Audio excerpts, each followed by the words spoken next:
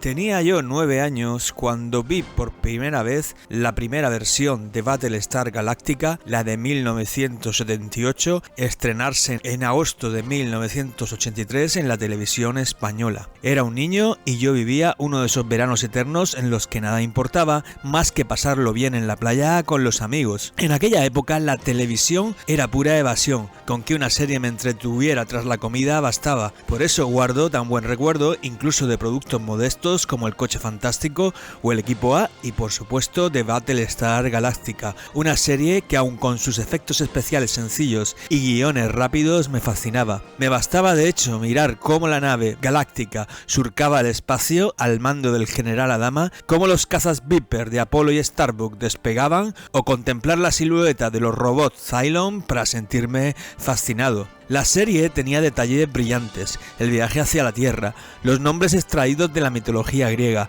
la atmósfera de aventura y nostalgia por mundos perdidos, y aunque hoy reconozco sus limitaciones y su secuela en 1980 fue un estrepitoso fracaso, el mito nunca se me borró, aunque no fue hasta un viaje a Seattle años después, en 2012, cuando recordé aquella emoción al ver una maqueta original de la nave galáctica en un museo de ciencia ficción de la ciudad norteamericana.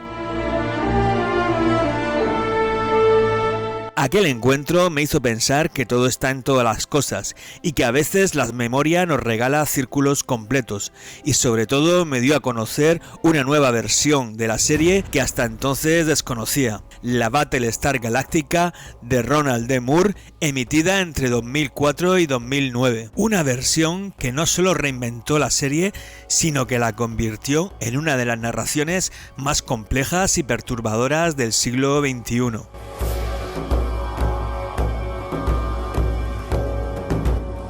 Recapitulemos el argumento de Battlestar Galactica. La serie nos sitúa en un sistema estelar lejano donde los humanos viven repartidos en las 12 colonias de Kobol.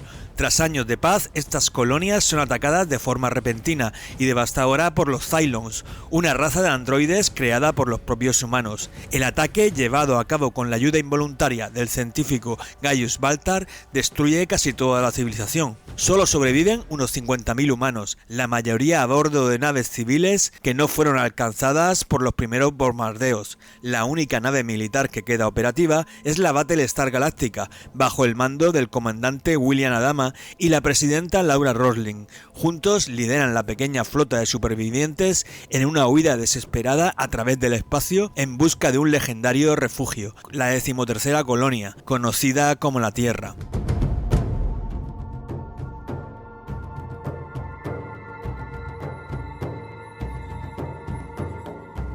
Como podemos ver, la versión de Moore retomaba muchos elementos de la historia original, como la lucha de la humanidad contra los clones y la figura icónica de Adama, interpretado aquí por un Edward James Olmos en el papel de su vida, elegante, imperioso y con una contención pocas veces vista en un personaje de ciencia ficción. Obviamente había más cambios entre ambas versiones. Para empezar, el del personaje de Starbuck, ese piloto rebelde y carismático que en la serie original era un hombre, interpretado por Dirk Benedict, pasaba aquí a ser una mujer, encarnada con una presencia magnética por Katee Sackhoff. El nuevo Starbuck, lejos de quedarse en una simple anécdota, ganaba nueva profundidad. El personaje conservaba toda la rebeldía, el talento y la tormenta interior, pero desde una perspectiva distinta, más compleja y actual, contribuyendo a romper estereotipos y enriquecer el sentido de identidad fluida que define toda la serie.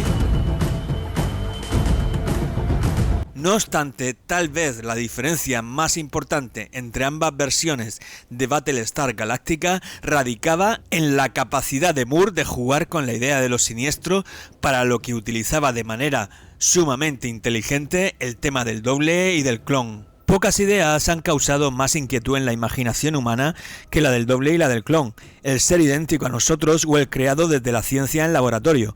Ambas figuras encajan perfectamente con lo que Freud llamó lo siniestro, aquello que nos es familiar pero al mismo tiempo extraño y que amenaza nuestra identidad desde dentro. Este tema lo encontramos en obras clásicas como Frankenstein de Mary Shelley, El retrato de Dorian Gray de Oscar Wilde o El extraño caso del Dr. Jekyll y Mr. Hyde de Robert Louis Stevenson. Battlestar Galactica llevaba este desdoblamiento al extremo con clones, dobles y robots como los Cylon, que eran unos antagonistas que por su aspecto humano generaban una profunda inquietud sobre quiénes somos realmente.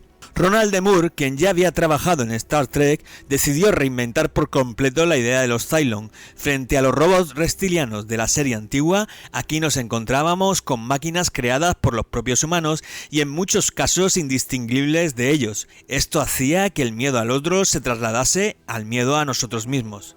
En la Nueva Galáctica, de hecho, muchos Cylon, como los interpretados por Tricia Helfer, número 6 y Great Par Sharon, eran seres de gran belleza, lo que aumentaba el desconcierto, pues convertía lo monstruoso en deseable y lo deseable en amenazante. Freud decía que lo bello y lo siniestro están muy cerca. La serie lo demuestra mezclando la atracción y el miedo en cada personaje doble.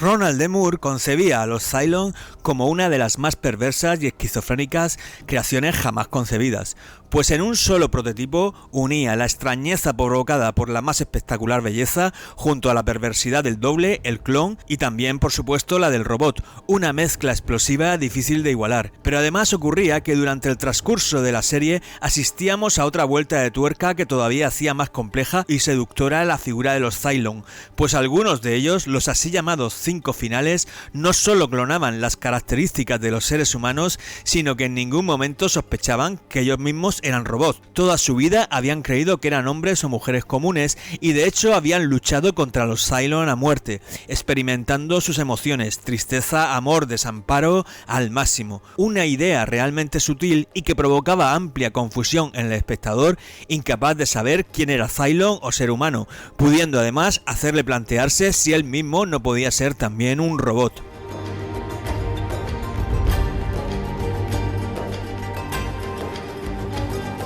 Desde luego, Ronald Moore trabajó muchos aspectos de su creación con verdadero cuidado. Nos puede gustar más o menos la serie, pero me parecería absurdo negarle su temperamento creativo. Sin ir más lejos, es muy meritorio el que en su versión los Cylon sean una creación humana y no una especie diferente, hija de reptiles como eran en los años 70. Esto sin dudas hace más dramática, cruenta, metafísica y dolorosa la batalla y le ofrece una dimensión épica sin igual, pues son los hijos, ya no los otros o los extraños, los que se enfrentan a los padres, como el monstruo lo hacía frente al Dr. Frankenstein en la novela de Shelley. Un hecho esencial para introducir el tema religioso a lo largo de capítulos que, si bien por momentos se disuelve en una apostada espiritualidad New Age, en general le confiere un adecuado tono al relato y da sentido a la fe que muchos de los tripulantes de la nave galáctica tienen en llegar a un destino seguro. Me parece asimismo muy interesante que los Cylon sean monoteístas y se contrapongan a los politeístas humanos, pues esta idea permite realizar una comparación entre la necesidad de los robots de ser los únicos habitantes del espacio con la de ciertos países que, obsesionados con la idea de que su dios era el único justo y necesario, destruyeron en determinados momentos de la historia culturas tan o más ricas que la suya. Y por supuesto que es inevitable comparar la situación de asfixia, pánico y alerta absoluta que se vive en las naves supervivientes a la catástrofe con la experimentada en la psique profunda de muchos norteamericanos tras el ataque a las Torres Gemelas del 11 de septiembre. Ciudadanos a quienes Roland Moore también interpeló en aquellos episodios desarrollados en Nueva Caprica, correspondientes al principio de la tercera temporada, donde de alguna forma los Cylon ejercían un poder y control sobre los humanos muy parecido al que los militares yanquis estaban llevando a cabo en Irak cuando se rodó la serie.